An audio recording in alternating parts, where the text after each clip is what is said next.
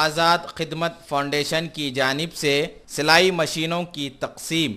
TRS के अक़लियती leader Mohammad आज़म अली के हाथों गरीब ख़वातीन में सिलाई मशीनों की तकसीम अमल में आई। इस फाउंडेशन में गरीब ख़वातीन को टेलरिंग की मुफ्त तरबियत दी गई। तरबियत हासिल करने के बाद आज़ाद खिदमत फाउंडेशन के ज़रिए सिलाई मशीनें दी गई।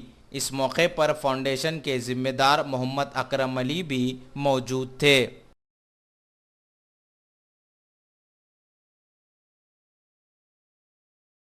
आज आज़ाद खिदमत फाउंडेशन से हमको स्टिचिंग की मशीन मिली है, जो हमने यहाँ पर ट्रेन की थी।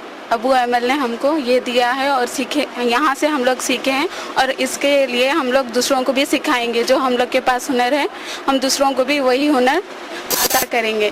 यहाँ पे हम सीखने के लिए आए थे। 6 महीने का कोर्स था। 6 महीने के बाद 6 महीने कंप्लीट हो गए। आज हमें सीविंग मशीन मिली है आज़ाद खिदमत फाउंडेशन की जानिब से। इसके लिए बहुत बहुत शुक्रिया अबू अमल का। अल्लाह इनके ज़रिए हमें कुछ मदद मिली। इंशाल्लाह हम आगे दूसरों की मदद करेंगे।